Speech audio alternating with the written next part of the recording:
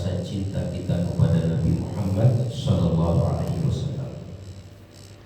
Kenapa kita harus memperingati Maulid Nabi, bapak-bapak, ibu-ibu? Padahal para sahabat-sahabat aja tidak memperingati Maulid Nabi. Itu kata sebagian orang. Ya, nah maka jawabannya adalah karena mereka sudah sampai kepada puncak kecintaannya kepada Nabi Muhammad Sallallahu Alaihi Wasallam. Gitu jawabannya.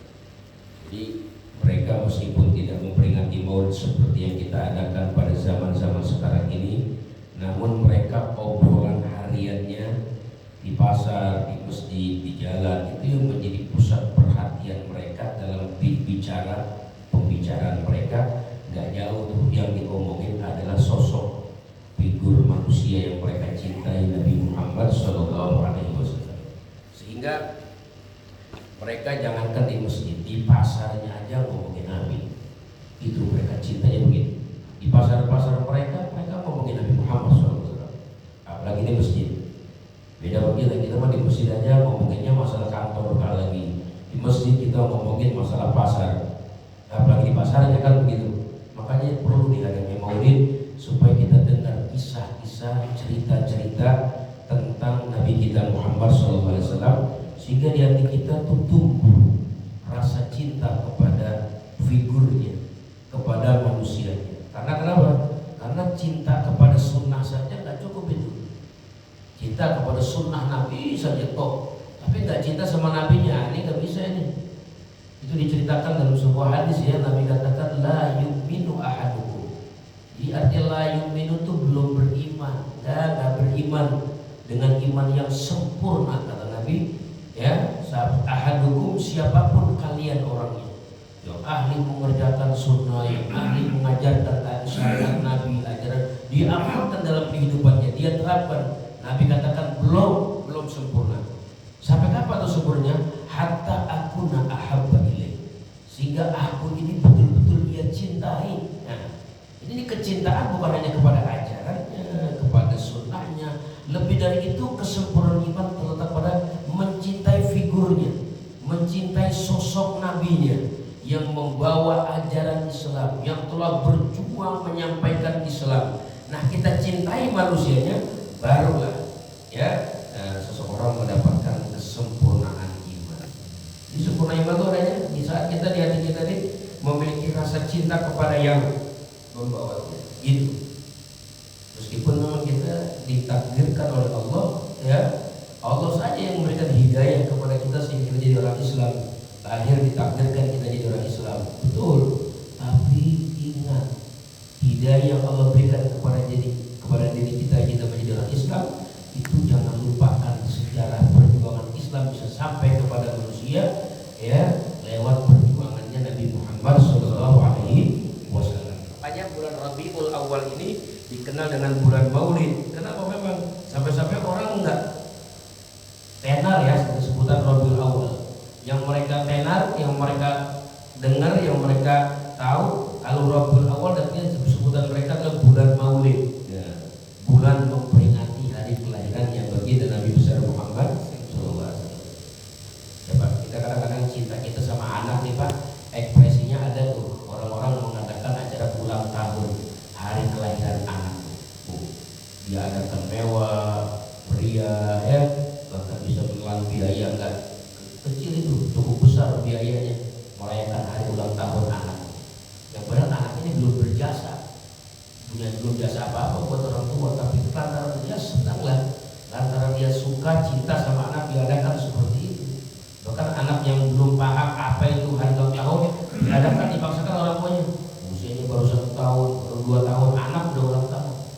Ini bagaimana dengan Nabi kita yang belum berjasa besar dan satu-satunya Nabi yang kita pengen harapkan besok kita dapat syafaatnya di hari kiamat. Begitu. Alangkah baiknya kita viralkan Pak. Kelahiran Nabi Muhammad ini nikmat besar dari Allah buat kita. Makanya kalau kita yakin Nabi Muhammad keberadaannya adalah nikmat buat kita, Allah bilang dalam Al-Quran, wa amma bi ni'mati rabbika fahadis. Kalau kamu dapat nikmat dari Tuhanmu, maka hadis, ceritakan itu. Ya, ceritakan, viralkan, ramaikan, gembor-gemborkan tuh Nabi Muhammad, perdengarkan ke telinga manusia supaya manusia kenal Nabi Muhammad, nanti tumbuh mereka cinta kepada Nabi Muhammad Shallallahu Alaihi Wasallam. Itu ya, kita sepakat ya, cinta Nabi itu wajib hukumnya. Orang kalau nggak cinta Nabi nggak bakal bisa sempurna imannya. Nah, ekspresi rasa cinta ya macam-macam, seperti ulama-ulama kita mengajarkan, ya antaranya dengan kita mengagungkan, menghormati, memuliakan ya hari kelahirannya Nabi Muhammad Shallallahu Alaihi Wasallam. Jadi seperti itu ya, peringatan Maulid Nabi Muhammad Sallallahu Alaihi Wasallam. Nah, ini peringatan Maulid Nabi kita Muhammad Sallallahu Alaihi Wasallam harus kita definisikan dulu, Pak. Di Maulid itu kan bahasa ulama ya. Maulid itu bahasa Arab ya, bahasa ulama. Apa sih Maulid itu sebenarnya? Nah, di sini ulama punya apa? Punya definisi. Makanya sebelum kita mengatakan Maulid itu haram, misalnya Maulid itu bid'ah misalnya, ya, kita harus tahu dulu tuh apa sih Maulid gitu.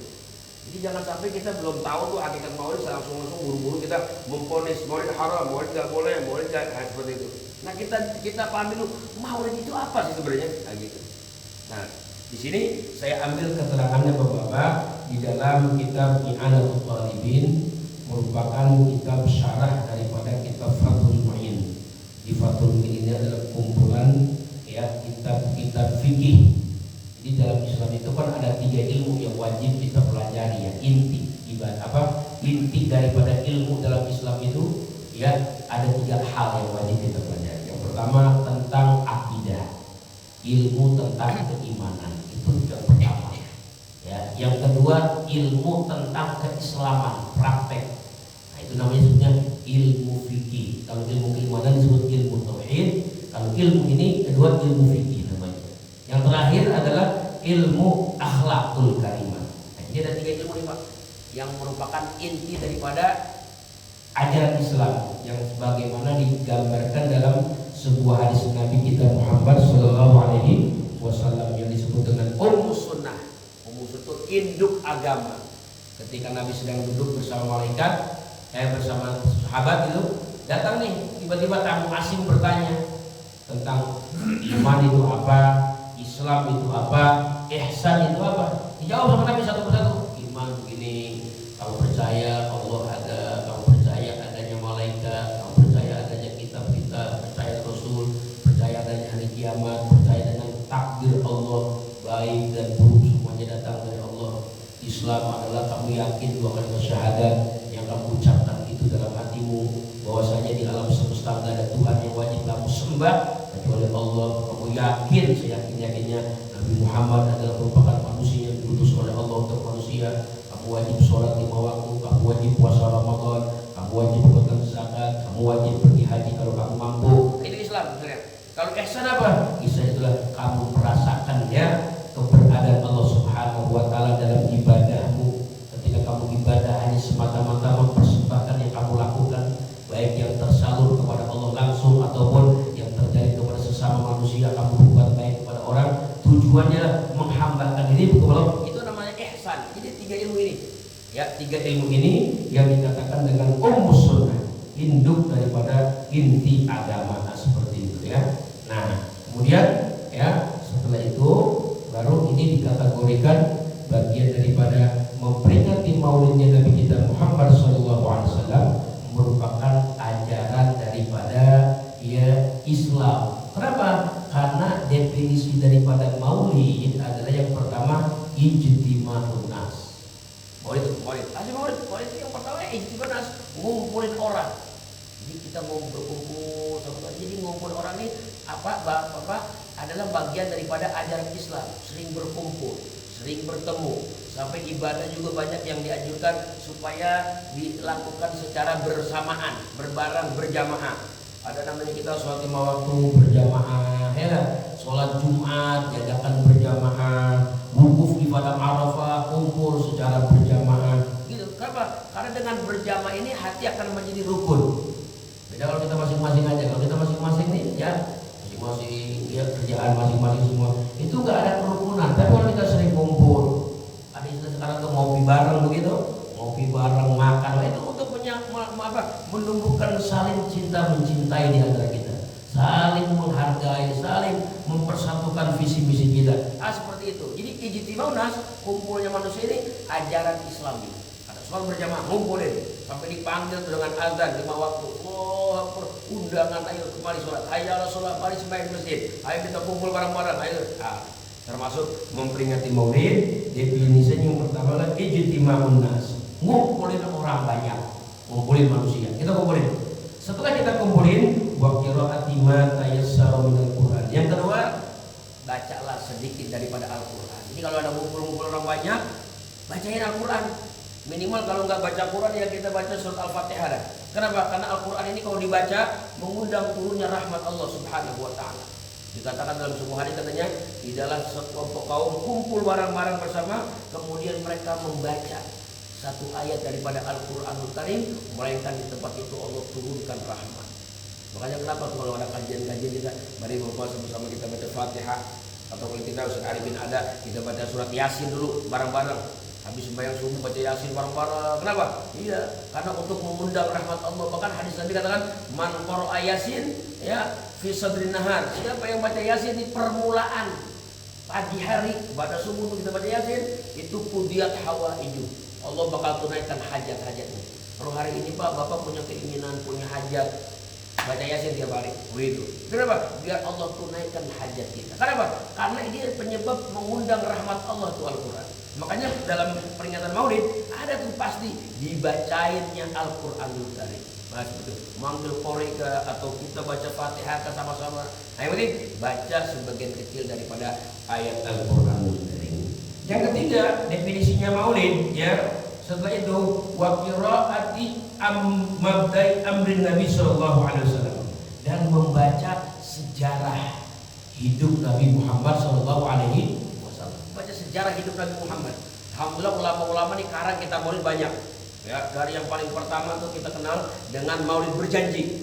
Itu kan Maulid berjanji sejarah ya kelahiran Nabi sampai Nabi menjadi Rasul, sampai Nabi meninggal dunia, beserta dengan kemuliaannya, keagungannya diceritakan dalam kitab berjanji. Atau kemarin ada lagi kita Maulid namanya Ad-Dibai. Wah, sejarah hidup Nabi ini besar. Jadi banyak tuh Pak. Apa namanya kitab Sirah Nabawiyah. Sejarah hidup Nabi Muhammad yang ditulis oleh ulama secara ringkas tapi muatannya luar biasa sehingga menjadi rutinitas bacaan orang Maulid. Jadi kalau ada orang misalnya baca apa Maulid gitu, ya nggak baca Sirah Nabawiyah, langsung ceramah aja gitu. Nah, ini kurang lengkap kalau menurut definisi ini. Jadi harus mau nggak mau baca Quran, baca Maulid Nabi, kita marhabanan, kita sholawat bareng-bareng Nabi, kita perdengarkan begitu. Ya, kemudian ya setelah kita membaca sejarah kehidupan Nabi Muhammad SAW, kemudian di sini wa yumaddu lahum muslimatun yaquluna ma'ahum. Kemudian setelah baca Maulid selesai, maka kemudian digelar acara makan bareng. Jadi makan bareng ini termasuk bagian daripada ya peringatan Maulid Nabi isinya. Kenapa? Karena dalam Islam itu bapak-bapak banyak acara resepsinya, acara ngundang orang, ngasih makan orang dalam Islam itu banyak. Sampai dikatakan gitu, innal wala ima ya asrul ma'hadi. Sesungguhnya katanya walimah resepsi dalam Islam itu jumlahnya ada 11. Yang intinya itu 11 walimah resepsi itu semuanya adalah anjuran ngasih makan orang ketika orang datang, orang ngumpul di itu makan bareng. Kita tuh ngaji, sini kita ngaji biasanya ada sarapan pagi. Kenapa sih harus makan sarapan pagi? Emang ajaran kita mau menganjurkan gitu, sunnah. Makan ngumpul bareng-bareng itu sunnah. Ya, kalau bahasa di kampung istilah padangan. Jadi padangan itu makan bareng. Makan bareng itu bagian daripada ajaran Islam. Kenapa? It'am to'am kan isinya, ngasih makan sama orang itu ya Allah. Dalam Islam itu Pak ada 11 nih walimah. Yang kita tahu tuh walimah kan hanya sekedar resepsi pernikahan. Kalau kita pernikahan kita ngundang tamu, menjamu tamu dengan makan. Itu makanan yang disiapin oleh kita tuan rumah itu merupakan ibadah itu. Kenapa? Memang sunnah kalau akan nikah ya acara makan. Sampai ada sahabat izin sama Nabi, ya Rasulullah, saya ini mau nikah ya Rasulullah. Oh mau nikah? Iya. Aulim walau bisyatin katanya. Ayo adakan pesta walaupun kamu cuma motong seekor kambing. Kamu potong seekor kambing, undang tetangga kerabat makan bareng. Begitu katanya. Ya, atau kita tambah lagi sekarang acara resepsi makan itu biasanya ya bukan cuma walimatul arus buat pernikahan, ada juga hitanan, kita punya anak kita hitanan, bikin resepsi juga. Ya, sebenarnya dalam Islam ini Pak ada 11 itu Pak, kalau kita tahu ya, kalau kita ingin tahu 11 acara ya, termasuk acara orang mau pergi haji itu sunnah. Kita kan biasanya kalau di komplek ini kita biasa orang mau pergi haji nggak tahu kabar, atau berangkat tadi pakai taksi ke bandara, pulang dari situ dari taksi, pulang dari haji, pulang pesan Grab lagi sampai rumah, sehingga tangganya nggak tahu kalau dia pergi haji, sehingga manggilnya sebutnya namanya langsung, kita langsung singgung. Orang nggak tahu apa, aku udah pergi haji, aku manggil sih nama langsung, aku kan ini udah haji. Ya, kita pernah tahu orang kagak ada undangan, ya acara mau pergi haji nggak ngasih pengumuman, nggak minta doanya. Itu bapak yang jarang dilakukan orang, karena ketidaktahuannya gitu, asal berangkat ibadah aja.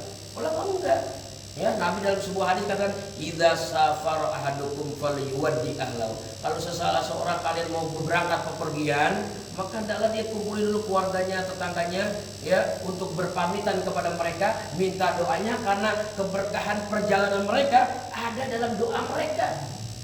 Bapak-bapak, mari sama-sama kita bacakan Fatihah saudara kita ini yang mau berangkat ibadah haji. Mudah-mudahan perjalanannya dilindungi Allah, diselamatkan dalam perjalanannya, dan kita doakan mudah hajinya pulang bawa haji yang diterima Allah, haji yang itu doa mereka membawa keberkahan buat. Makanya sampai diadakan walimatus safar namanya. Itu bagian ajar Islam juga. Islam yang ngajarin. Jadi jangan Nabi nggak pernah begitu. Enggak, makanya mengikut Nabi pesan sama kita. Kalau kamu melakukan perjalanan, kumpulin dulu keluarga, kumpulin tetangga, kerabat, kumpul bareng-bareng, karena di dalam doa mereka itu ada keberkahan. Nah, banyak ya, ada lagi walimah habis sakit Pak. Habis sakit kita disuruh walimah. Apa tuh walimahnya? Ini syukuran. Bapak, alhamdulillah setelah saya menjalani operasi di rumah sakit, ya saya dirawat di rumah sakit, akhirnya saya pulih kembali sempurna. Sebagai rasa syukur saya mengundang Bapak, mudah-mudahan Allah semoga berikan kesehatan saya ini lebih baik lagi, sempurna lagi. Makanya saya ngumpul Bapak semua di sini, saya undang untuk kita makan bareng bersama. Sebelum makan bareng kita doa bersama untuk saya dan untuk kita semua. Itu sunnah juga tuh, ngadain pesta makan setelah kita keluar dari rumah sakit dalam keadaan sehat walafiat. Atau kita punya istri misalnya baru saja lahiran, selamat bayinya, selamat ibunya, kita undang. Makanya di kampung ada istilah walimatu tasmiyah. Apa tuh maksudnya? Perayaan memberi nama anak. Dikumpul di situ, ada walimah akikah juga, motong kambing lagi. Jadi Islam ini nggak lepas dari acara makan-makan Pak. Makan-makan. Kenapa? Karena di antara orang bisa masuk Islam, masuk surga itu di antaranya it'amut ta'am. Makanya Nabi ketika hijrah ke Madinah, yang Nabi sampaikan kepada orang Madinah apa? Manusia, kalian sebarkan perdamaian. Afsus salam. Ayo kita damai hidup biar pada rukun. Nah gitu Nabi. Yang kemudian wasilu arham, sambung silaturahmi sama keluarga sama kerabat. Yang ketiga wa at'imut ta'am, ngasih makan sama orang-orang. Sering-sering ngasih makan sama orang. Yang terakhir adalah wasallu billail, sempetin kalau bisa sholat malam di malam hari. Kalau kamu bisa lakukan ini, aku kata Nabi, tadkhulul jannah bisalam. Kamu masuk surga selamat. Masuk surga selamat. Apa tuh masuk surga selamat? Enggak pakai mampir lagi di neraka. Jadi kalau kita pengen masuk surga nih, nggak mampir lagi di neraka, selamat kita, diri kita ya masuk surganya. Itu lakukan 4. Yang pertama, ayo cinta perdamaian. Cinta perdamaian dengan cara apa? Afus salam, sebarluaskan salam. Assalamualaikum warahmatullahi wabarakatuh. Salam ini bukan sekedar ucapan tapi perjanjian. Kita memberikan keselamatan kepada saudara kita. Jangan sampai kita membuli dia, mencela dia, gitu. Ya. Yang kedua, kita silaturahmi sama kerabat-kerabat kita. Yang ketiga, kita ngasih makan sama orang yang di sekeliling kita. Yang terakhir adalah kita sholat malam. Nabi katakan, kalau itu yang kamu lakukan, tadkhulul jannah bisalam. Kamu bakal masuk surga selamat. Ada selamat, nggak pakai mampir. Kan besok ada orang masuk surga tapi nggak selamat. Udah penyok dulu di neraka. Ditubuhin sama malaikat udah pada bonyok, ya enggak, dibakar dulu baru masuk surga, ya udah lelah udah capek, balik ya selalu mudah-mudahan kita selamat, amin. Ya Allah, baru masuk ke surga, teman-temannya udah sampai di surga udah ratusan tahun dia baru masuk. Sampai tanya, lu kemana dulu sih, lama banget, kita udah lama di sini, fasilitas kita udah pakai semua, lu baru sampai. Iya gua nggak selamat masuk surganya, aku bakal dulu ditubuhin sama malaikat di neraka, dibakar dulu baru masuk surga. Kenapa? Itu tadi nggak demen yang namanya perdamaian, nggak demen silaturahmi sama keluarga, nggak demen ngasih makan sama orang, apalagi suatu malam kagak sanggup misalnya seperti itu. Nah ini bisa jadi masuk surga sih, masuk surga, cuma nggak selamat. Seperti itu. Makanya tuh dalam Islam Pak banyak banget Pak acara resepsi. Sampai ada namanya ya di sini dikatakan juga yang namanya walimah musibah. Bayangin, lagi dapat musibah bikin walimah, bayangin. Kita kan yang namanya musibah orang kesusahan biasanya jangan walimah lah ngasih makan. Tapi dalam Islam justru disunahkan juga ngasih makan ketika dapat musibah. Mana? Itu ketika ada yang meninggal. Kalau ketika ada yang meninggal, kita bikin acara kan selamatan doa buat yang meninggal kerabat kita. Begitu mereka pada ngumpul, mereka bacain Yasin buat kita punya kerabat, punya orang tua, punya ibu atau punya ayah. Kemudian kita suguhkan dari rumah kita ini apa? Makanan-makanan. Ya, apa kopi, apa snack, bahkan ada makan kita pesan catering misalnya. Itu kan termasuk acara makan-makan juga. Itu bid'ah dan haram nggak itu begitu orang yang musibah ngeluarin biaya, haram nggak itu? Berarti udah Islam sunnah itu begitu. Kenapa? Bisa jadi makan yang dikeluarkan seperti itu menjadi sebab penangkal bala. Bahkan dalam sebuah hadis katanya, apabila irhamu mautakum, kasihani orang-orang yang sudah meninggal di antara kalian, apabila mereka masuk ke dalam kubur di malam pertama, upayakan kamu bersedekah. Disuruh sedekah kita. Ya, kita kasih di orang-orang soleh misalnya, orang baik ya. Ustaz Asatid misalnya, kita kasih misalnya mereka hadiah, bukan sedekah maksudnya hadiah, kita pakai ini ada hadiah dari kami keluarga musibah tolong diterima dan saya titip doain ayah saya, doain ibu saya. Itu bisa jadi doa orang-orang soleh Pak, ya Allah. Kalau kita misalnya doa kita mungkin ya lambat atau misalnya doa kita jatuhnya sedikit mustajabnya, tapi dengan menggunakan tangan-tangan orang soleh yang mereka ya berdoa di malam hari kita titipin, saya titip doain orang tua saya titip. Makanya kalau di masjid-masjid juga ada, kita dapetin sebagian masjid ya suka membuka sedekah sedekah Jumat ya dengan niat yang bersedekah ini minta dibacain Fatihah buat ayah ibu, minta dibacain untuk kelancaran usahanya, untuk didoakan anak-anaknya. Fatihah itu juga sunnah. Jadi ini banyak sekali ya. Iya. Tapi saya waktu ke Palembang tuh banyak ya. Itu orang Palembang yang ternyata bukan hanya syukuran habis rumah sakit, saat mau menjalani operasi, besok mau operasi nih, misalnya hari Senin, itu malam Seninnya mereka ngumpulin tetangga, ngapain? Baca Yasin bareng-bareng, minta didoain supaya besok operasinya lancar, nggak ada gangguan apa-apa. Ayo baca Yasin, habis baca Yasin, ya, ngeluarin makan bareng. Ya Allah. Itu di Palembang ada sebagian kampung saya dapetin begitu. Dan saya ketika mendapatkan undangan itu, saya teringat dengan ini aja yang kita disampaikan bahwa ini termasuk bagian memberi makan di saat akan menjalani ya operasi atau rumah sakit supaya nggak terlalu lama, biaya dimudahkan lah dengan ngumpulin. Nah, masuk makanya di dalamnya memperingati Maulid Nabi Muhammad SAW. Jadi Maulid Nabi Muhammad. Sampai kemarin kita dipanggil, saya nih pribadi Pak dipanggil di MRBJ ya. MRBJ mau ngadain Maulid. Sebagian mereka kan pengurus-pengurus juga belum paham banget masalah maulid. Ya, sehingga dia bertanya sama saya, karena waktu kita maulid di sini, pengurus-pengurus MRBJ pada datang.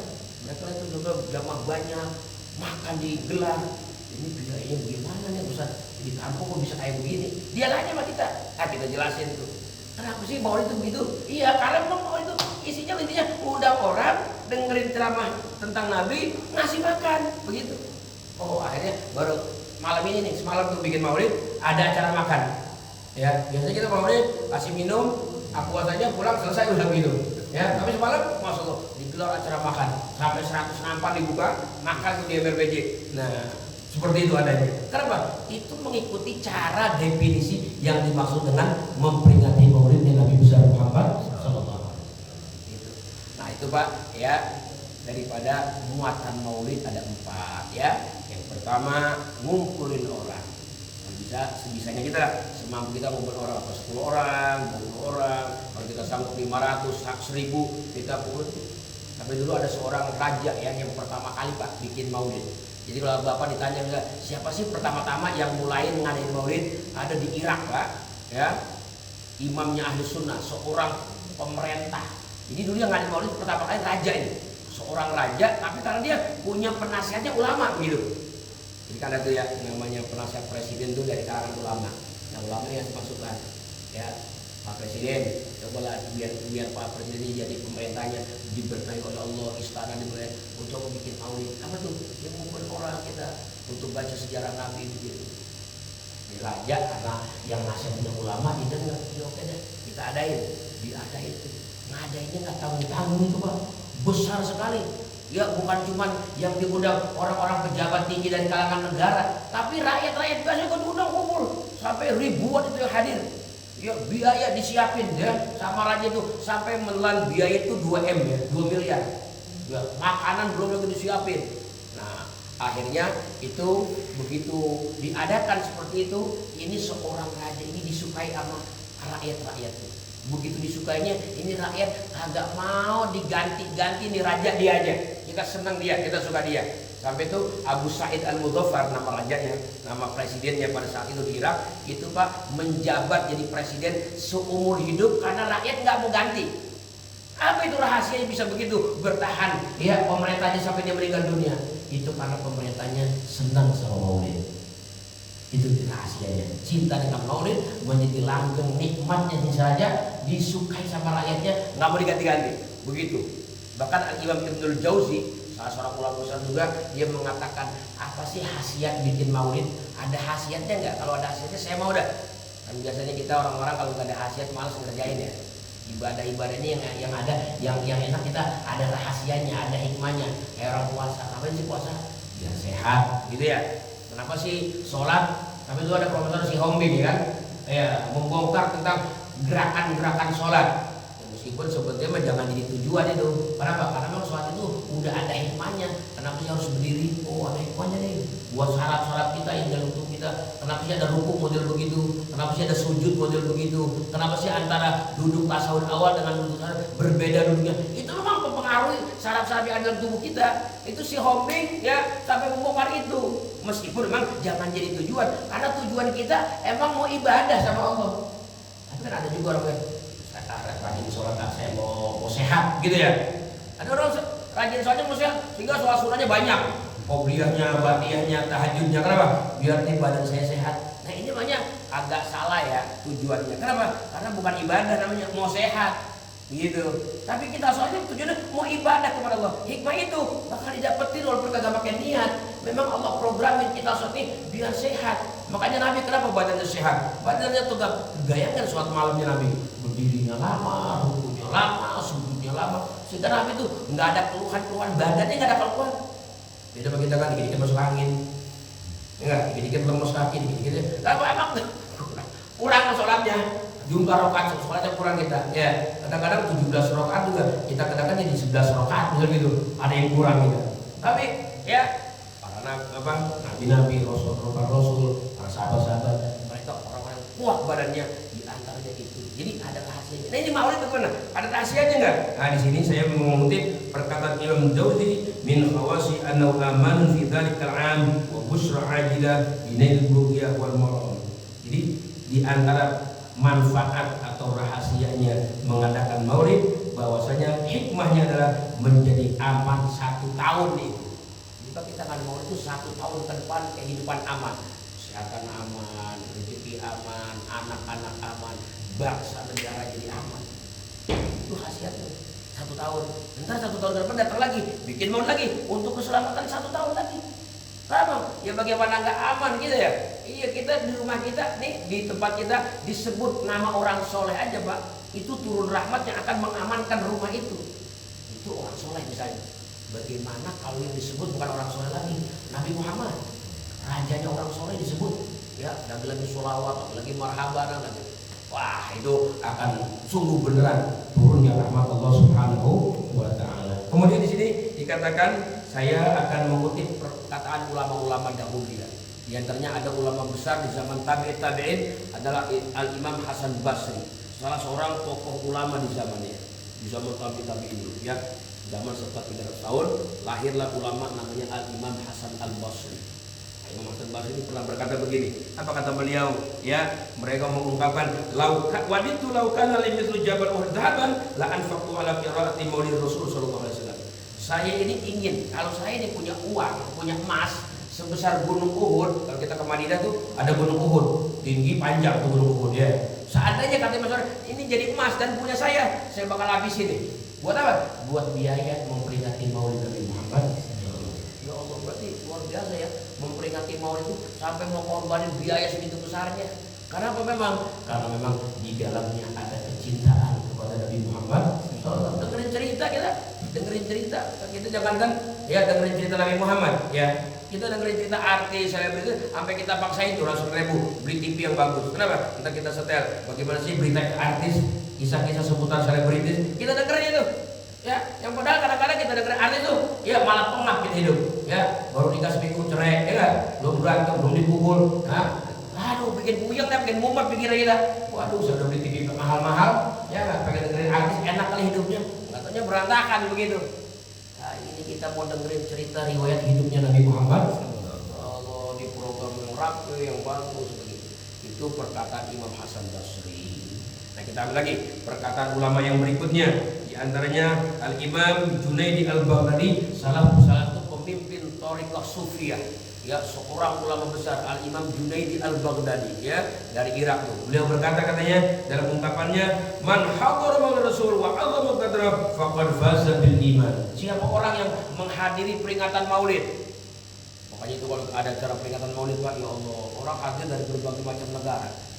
Seperti misalnya kita hadir Maulid ada di di Kalimantan, Gunung Sekumpul. Itu Masya Allah manusia lautan gitu. Atau besok belum lama nih di Habib Lutfi, nanti lagi ada di Solo ya, di Habib lagi. Itu Masya Allah. Kalau ada nanti ditayangin tuh nanti deh, puluhan ribu orang dari berbagai macam negara, habis biaya hotel, biaya tiket, aduh. Ini buat apa begini? Emang ini merupakan ya tanda-tanda orang yang pengen imannya kuat. Karena iman kuat itu hanya ada pada saat dia punya hubungan cinta yang erat sama Nabi Muhammad SAW. Di antaranya apa? Ekspresi itu Maulid. Makanya Imam Junaidi Al-Baghdadi kata, siapa orang yang menghadiri Maulid Islam, maka sungguh dia akan kuat imannya. Itu mantap begitu dia dengerin Maulid, Masya Allah. Bagaimana cerita Nabi perjuangannya, bagaimana Nabi akhlaknya, bagaimana dermawannya, sehingga jatuh cinta tuh mencintai. Dengan begitu imannya jadi kuat, imannya menjadi erat. Seperti itu. Itu perkataan Al-Imam Junaidi. Dan kemudian Imam Al-Ma'ruf Al-Qari katakan, "Man hayya ali ajikal rasul ta'aman wajib ikhwanan wa ukida sirajan wa labisa jadidan wa ta'attar wa tajammal ta'ziman limawdi hasr yaumil qiyamah ma'al furqula min nabiyyin wa kana fi a'la iliyyin." Yuk, berkata lagi ulama besar Imam Ma'ruf Al-Qari berkata, siapa orang yang mengumpulkan orang untuk maulid. Nah, panitia nih. Kita nih selama ini hadir maulid kan enak ya, datang, duduk manis, dengerin ceramah, ikut baca sholawat, selesai di acara makan, kita ikut dihidangkan makan, kita makan. Setelah itu kita pulang. Tahu nggak Pak perjuangan panitia? Panitia itu capek, nyiapin tempat, undang orang, sebelumnya dia rapat dulu, gimana nih baiknya ada acara maulid. Mereka itu kan semua pengorbanan mereka. Nah, itu ada manfaatnya nggak jadi panitia maulid? Wah, capek dulu gitu. Di besok nih Habib Lutfi, bagaimana besok di Solo Habib Muhammad Anis bikin acara maulid. Itu kan memotong kambing atau tahu sampai 400 ekor kambing, ya kan? Iya, sampai 500 ekor kambing itu kan rapatnya lama itu, belum nyusun keamanannya, belum izin-izinnya, pokoknya bikin mumet. Tapi itu di dalam mumetnya itu perjuangan mereka, ekspresi mereka cinta untuk maulid.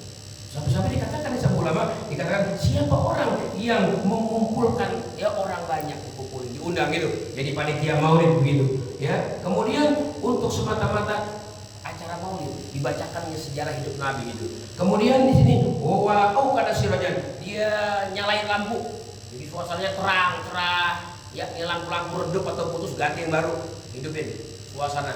Kemudian wala bisa jadidan, dia pakai baju baru. Jadi kalau udah maulid Pak, besok kita maulid. Nah, sunnah kita ke mall lagi baju. Apain? Jangan baju yang lama kita pakai, baju yang baru biar semangat. Ya ada ekspresi rasa gembira ria kita pakai baju baru kayak lebaran aja. Kita kalau lebaran tuh kadang-kadang pakai baju baru. Kenapa? Emang sunnah begitu. Karena ekspresi senangnya kita udah puasa sebulan, senangnya kita udah tarawih semalam tiap malam Ramadan. Sehingga ekspresi kita senang begitu, dengan takbir kita bergembira. Sama nih maulid dulu begitu. Pakai baju yang baru. Kemudian di sini katanya wa ta'attar wa tajammala, bisa dia pakai minyak wangi. Ya kayak semalam dia baju pakai apa namanya, bakar gahru itu, yang wangi itu, kayu dari Kalimantan itu dibakar, semerbak kaum itu orang betah, nyaman. Ya, yang wangi-wangi itu sehingga yang bau-bau Islam hilang, nggak ada. Jadi wangi itu majelis itu. Ya, kemudian setelah itu dikatakan di sini semua itu dilakukan semata-mata untuk menghormati hari kelahiran Nabi Muhammad. Hasyarahullah, nanti di hari kiamat dia bakal dikumpulkan bersama rombongan orang-orang besar di hari kiamat, minan nabiyyin, daripada nabi-nabi. Masya Allah, kumpulnya sama nabi-nabi, so. Ya.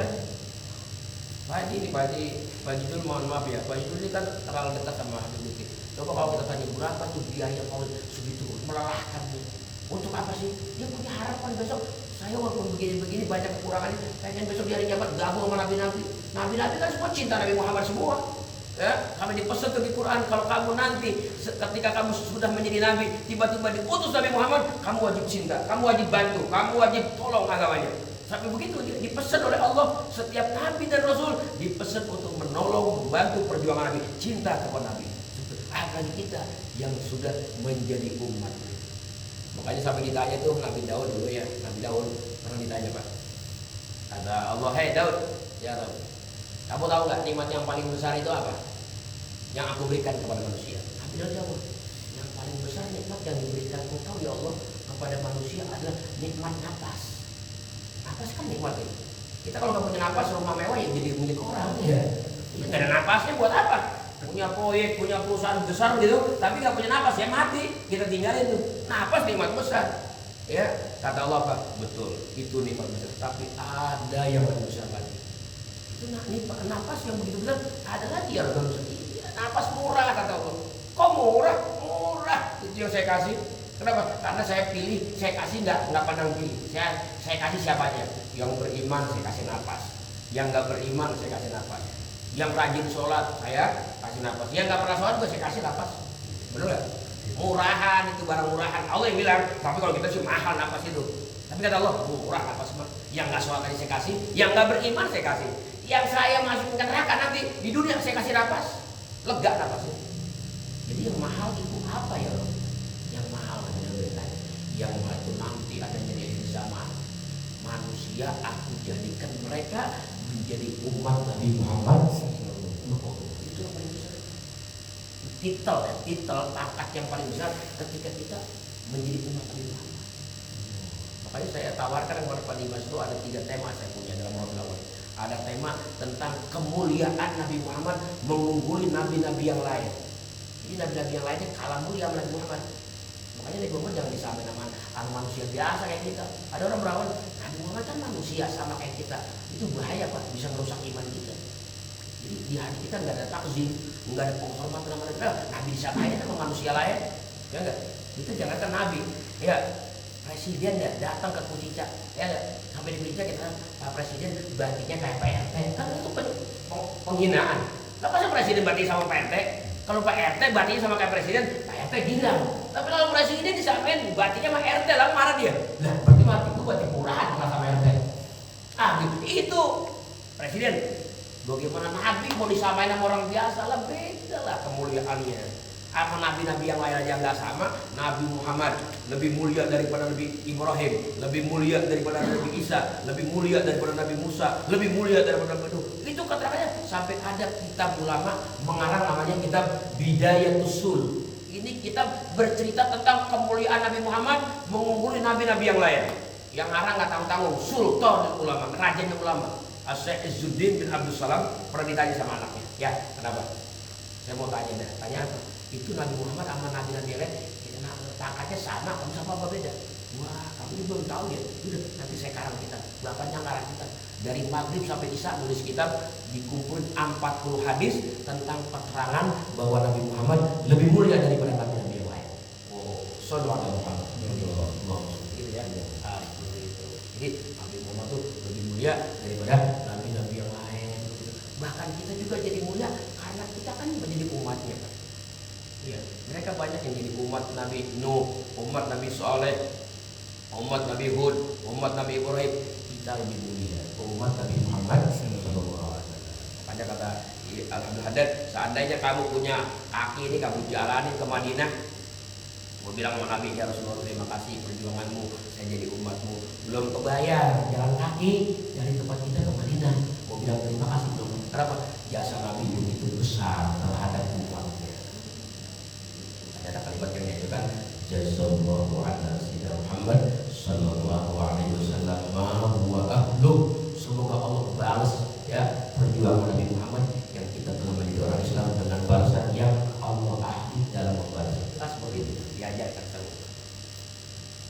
Bapak. Jadi begitu ya. Jadi kita ini alhamdulillah bersyukur jadi umat Nabi Muhammad. Nah, makanya ungkapan syukur kita dengan maulid. Kalau kita kenalin orang-orang kita undang, biar kenal sama Nabi Muhammad, biar di rumah dia bawa pulang terkesima. Wah, berarti dengan wahnya Nabi Muhammad di hatinya, itu sudah punya modal dia untuk mencintai Nabi Muhammad Sallallahu Alaihi Wasallam. Ini Pak, jadi lagi mau bercerita tentang panitia ya. Jadi kita kalau jadi panitia maulid itu, masya Allah, mulia. Kenapa? Tim hikmat namanya. Tim hikmat Nabi Muhammad. Orang yang datang kan tamunya Rasulullah. Kita hikmat mereka, kasih makan mereka, kasih tempat yang nyaman mereka, kita sambut kedatangan mereka. Nah, bagian lutfi ya, sewain hotel tamu-tamunya, dia yang bayar. Masya Allah, berapa miliar itu? Belum motong kambingnya, belum. Aduh, itu biaya segitu besarnya buatan Muhammad. Begitu. Ya, jadi kita lihat orang-orang besar yang di atas kita, yang ahli takwa, orang-orang soleh. Begitu mereka punya pekerjaan, kenapa? Di dalamnya adalah ada rasa cinta yang begitu tinggi kepada Nabi Muhammad Sallallahu Alaihi Wasallam. Kemudian dikatakan di sini lagi oleh Al-Imam Al-Yafi'i. Apa kata Imam Yafi'i? Dikatakan man jama'al muslim ikhwanan wa hayya ta'aman wa akhla makanan wa amil ihsanan sara sabiqul mudur wa qaimun masiddiqin wa syuhada was salihin wa yakunu fi jannatin na'im. Dikatakan katanya siapa orang yang ngumpulin orang undang buat maulid ya. Iya, kemudian dia berbuat baik sama tamu-tamunya. Ada berbuat baik, ya dia tempatkan tempat yang layak, dia kasih makan jamuan, ya enggak? Kemudian ya di sini dikatakan dan itu perkumpulan menjadi sebab untuk adanya maulid. Maka besok di hari kiamat dia akan dikumpulkan bersama siddiqin, syuhada, sholihin dan dia akan masuk ke surga Jannatul Na'im. Berkat memperjuangkan maulidnya Nabi Muhammad sallallahu alaihi wasallam. Bahkan Pak, kita hadir maulid aja sebenarnya udah cukup ya Pak. Menjadi tanda kita cinta sama Nabi. Benar. Kita hadir maulid nih, itu udah cinta. Kenapa? Karena kita mau apa? Mau maulid. Tuh, apa sih maulid? Mau dengerin kisah Nabi. Itu udah ada cinta. Makanya dengan itu aja kita udah bersyukur ya Allah. Termasuk orang-orang yang bisa hadir maulid.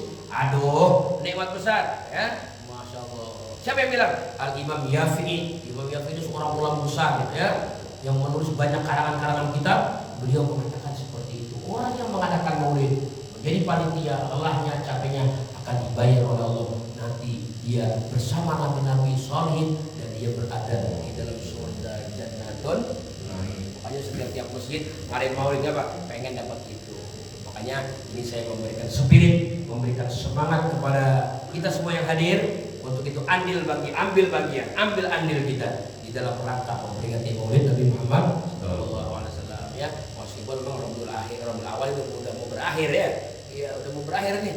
Ya, nanti akan masuk lagi Rabiul Akhir. Ada Rabiul Awal, ada Rabiul Akhir. Jadi kita dikasih waktu 2 bulan ini untuk apa? Untuk sama-sama mengadakan peringatan maulid Nabi kita Muhammad Sallallahu Alaihi Wasallam ya. Mudah-mudahan sedikit yang dapat saya sampaikan ini semoga ada manfaatnya untuk kita semuanya sehingga kita dapat melaksanakan apa yang kita mampu, apa yang kita bisa adakan di rumah kita atau di masjid kita atau di kantor kita ngumpul orang. Kita pengen dengerin ya. Karena itu bahasa Arab maulid enggak apa-apa, ikutin aja. Tapi saya ditanya Pak di BMJ itu sama kawan-kawan, Pak Ustaz, itu sebenarnya baca maulid yang bahasa Arab itu kan kita nggak paham ya. Apa maksud yang dibaca itu? Tapi kita harus jadi apa? Harus ikut juga dibaca itu. Kayak seolah baku. Itu apa? Tadi saya begitu. Tadi saya jawab kayak ini Pak. Jadi membaca maulid itu bukan disuruh paham, suruh dengerin aja Pak. Karena itu ilmu nggak semuanya harus lewat paham.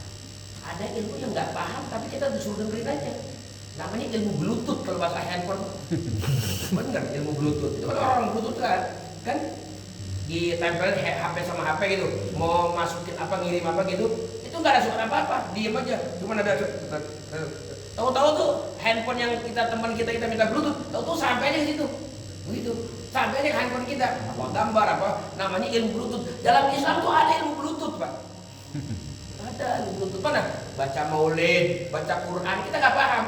Bapak, kita dengarkan bersama-sama pembacaan ayat suci Al-Quran yang akan disampaikan oleh yang Qori Internasional Bapak Ki Haji Muammar Z.A. Baca Quran dia.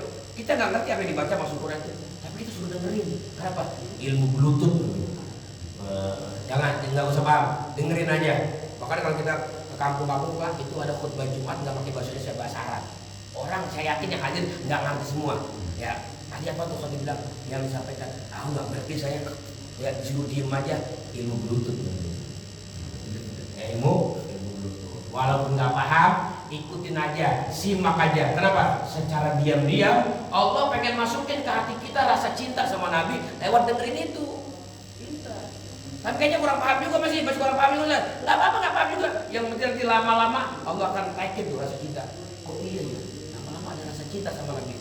Pengen nambah sholawat, pengen nambah ngajarin sunnah Nabi, pengen meladani akhlak Nabi. Itu namanya ilmu bluetooth. Di Quran ada Pak, ilmu bluetooth ada di Quran. Namanya itu surat Al-Kahfi. Kalau kita tiap Jumat baca Kahfi, kita merenungin ayat pertemuan Nabi Musa dengan Nabi Khidir, itu namanya ilmu bluetooth. Itu ketika Nabi Musa ikut Nabi Khidir kan, karena apa? Kamu jangan banyak ngomong ya, kalau ikut saya, kalau berguru sama saya, diam aja. Saya akan masukkan ilmu khusus kepadamu. Namanya ilmu bluetooth. Cuma kan Nabi Musa nggak tahan juga, dia nanya lagi. Orang naik perahu ya kan, naik perahunya dipisahin. Kadang-kadang dong, secara zahir kan jahat. Masih Nabi Khidir, kita dikasih tumpangan kapal, kok kapal orang dirusak. Ini nggak sabar ini. Akhirnya kenapa dirusak? Kita kan udah kasih tumpangan. Tuh saya bilang jangan ngomong, kalau ngomong bluetoothnya hancur. Begitu. Satu Nabi Musa bilang, maafin saya nggak akan nanya lagi, karena saya pengen dapat ilmu ini. Yaudah, diam, jangan nanya. Datang lagi lewat, ketemu anak kecil dipencet sama Nabi Khidir, dimatiin. Lo kamu kaget lagi. Tadi mah kapal barang mati, ini barang hidup anak kecil, dimatiin. Itu kan ada di surat Al-Kahfi ceritanya. Nabi Musa apa tanda nafsan zakiyah? Apakah kamu bunuh anak kecil yang masih bersih? Belum punya dosa kok dibunuh? Kamu melakukan apa? Kesalahan apa dia anak kecil? Kok dibunuh? Kata Nabi Khidir, kamu mah gak bisa ngertiin bluetooth ya? Masih nanya juga. Kamu gak bakal sanggup ikutin saya kalau begitu. Masih nanya. Kalau ilmu bluetooth gak boleh nanya, diem aja. Saya lupa lagi aja, saya nanya lagi aja.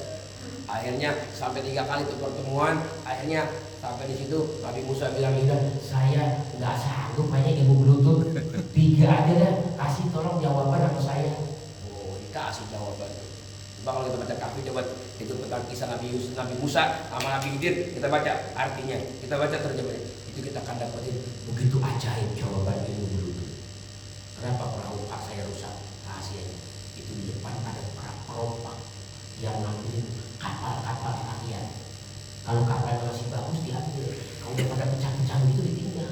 Makanya saya ngapain kapal tiba pecah-pecah sedikit, nggak masalah, dan nanti merapat di pinggir pantai bisa didandanin lagi. Yang penting semua kapalnya aman dari ampun. Oh begitu, saya baru paham. Iya makanya diem aja, namanya berlutut pakai protes. Nah itu kalau anak kecil bagaimana? Oh anak kecil saya sudah baca, ini nanti di waktu dewasa yang udah besar ya, ini anak akan durhaka sama orang tuanya. Dan kedurhakaannya lebih parah lagi, orang tuanya yang sudah beriman akan ditarik menjadi kafir. Makanya sebelum dia hidup tumbuh dewasa mengkafirkan orang tuanya, mendingan saya matiin dari kecil. Begitu katanya. Wah ini kok bisa begitu? Yang ilmu bluetooth berat. Makanya kalau ulama usah ngerjain sesuatu, ya, jangan ikut-ikutan protes Pak. Pak Jul ya? Lu Habib Lutfi bikin acara kayak begitu, nggak usah. Beb kok apa begini banget sih buat Habib? Nggak usah, ikutin aja. Nama juga ilmu bluetooth. Diam aja. Orang-orang soleh, sekasih Imam Syafi'i, ya jangan kasih lagi apalagi ya. Apa yang dikerjakan ulama kita ikutin aja. Kenapa? Mereka lebih paham. Orang kayak kita pengen langsung Nabi Muhammad Pak, nggak bisa. Kita minum kopi aja perlu gelas, betul nggak? Minum kopi perlu gelas dibaca ulama. Kopi itu Nabi. Kalau kita langsung Nabi aja sih mah nggak mau ikutin ulama. Ya kayak orang minum kopi di tekoan, nggak waras. Minum kopi kok nggak pakai gelas, langsung ke teko aja. Ini orang waras apa kan? Begitu makanya sekarang umat Islam banyak yang nggak waras, nggak ikut ulama, langsung ikut Nabi, nggak waras dia. Makanya saya kalau ditanya sama orang, Pak Ustaz coba contohkan gerakan sembahyang seperti Nabi. Saya bilang saya nggak sanggup. Kalau sholat seperti Nabi, kenapa? Saya nggak ngelihat Nabi masalahnya. Kalau sholat, kalau nonton sholat seperti saya lakukan lewat guru saya bisa. Guru saya selama 12 tahun ngedidik saya di pesantren, sholat yang benar begini caranya. Baru saya bisa ngikutin guru saya. Saya tanya, guru dari mana? Ya dari guru gua lah, kata dia. Gurunya dari mana? Dari gurunya, sambung menyambung sampai kepada Nabi Muhammad. Ini pengen ngikut sholat ala Rasulullah, baca buku. yang ada hater kita ya. Sebab mereka punya pemahamannya beda, takutnya nggak diajarin sama guru begitu ya. Sama tuh peringatan Maulid diadakan sama ulama-ulama, nggak usah komplain, ikut aja. Ulama ahli cinta sama Nabi ya nggak, kalau nggak cinta mah nggak berani miliaran ngeluarin duit buat Maulid ya. Kenapa mereka begitu cinta? Apa yang kita baru hadir aja ya, biaya tiket, biaya ini kita Maulid kecil nggak seberapa, mereka yang jadi panitia, wah perjuangannya besar, yang punya biayanya habisi dana besar. Kenapa? Di dalamnya ada kecintaan kepada Nabi Muhammad. Kalau kita punya modal cinta sama Nabi, masya Allah, sungguh beruntung. Nabi katakan man ahabbani kana ma'iya fil jannah. Orang yang cinta sama saya besok kumpul bareng di surga. Cinta, makanya kita ngapain sih ibadah semua kita lakukan? Kan tujuannya supaya cinta Allah, cinta Rasul, cinta sesama kita. Itu cinta sesama manusianya diajarin kan? Kenapa? Emang amal Islam yang paling tinggi itu cinta. Biar nggak ada benci, nggak ada dendam. Itu aja Islam. Apalagi cintanya sama Nabi Muhammad. Ada kisah cerita Pak, Nabi lagi khutbah, datang orang Baduy, orang Kusut kan polos kalau nanya kiamat. Ya, Bapak silakan ada pertanyaan nggak nih ngaji? Kan kalau kita nanya bagaimana Pak Ustadz ini bagaimana? Tanya, ini kalau ini orang Baduy polos tanya kiamat. Pak Ustadz kiamat kapan ya? Lu nanya kiamat kapan? Ya, Nabi bertanya kamu punya persiapan apa ngadepin kiamat? Ini orang Baduy polos ya, saya nggak punya persiapan apa-apa. Illa anni uhibbullah wa rasuluh. Cuma saya cinta sama Allah sama Rasul. Apa kata Nabi? Anta ma'aman ahbabta. Kamu besok bersama orang yang kamu cintai. Ya Allah, makanya belajar ya, kita rasa cinta ini kita arahkan ya buat para ulama-ulama kita, cinta sama ulama, cinta sama orang soleh, termasuk cinta kita kepada Nabi Muhammad. Harapannya apa? Biar kita kumpul di surga bersama mereka. Amin ya Allah. Saya rasa kalau disampaikan ini kita tebel ya tentang Maulid Nabi itu masya Allah. Ya tapi ini sekelumit saja, mudah-mudahan cukup modal buat kita. Besok kita mau Maulid ya. Tanggal 27 ya. Ini semangat kita. Ayo, yang punya biaya, keluarin biaya. Yang punya gagasan, keluarin gagasan. Jangan pelit, niatin buat nyenengin Nabi Muhammad. Bilangin Nabi Muhammad. Siarkan Nabi Muhammad. Viralkan Nabi. Kita kalau punya hidup gak punya cita-cita Bu. Cita-citanya pengen nyenengin Nabi Muhammad aja. Ya Allah, itu sebuah niat yang paling tinggi. Cita-cita yang paling tinggi. Rabi'ah ala Nabiyah, sholat tiap malam 1000 rakaat.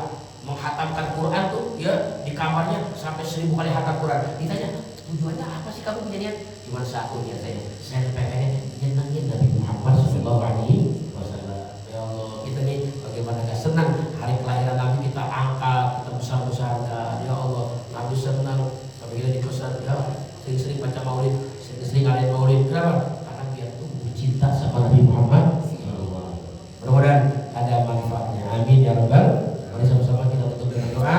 Mudah-mudahan doa ini dapat menghantarkan kita semua untuk sama-sama saat bersatu bersama-sama untuk acara Maulid kita di Masjid Al-Ikhlas, sehingga kita adakan meriah, kita adakan dengan penuh sukacita, kita adakan saling pengorbanan yang sama, sehingga kita betul-betul tercatat masjid yang isinya mencintai Nabi Muhammad.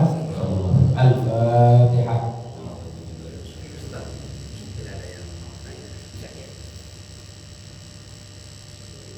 Bismillahirrahmanirrahim.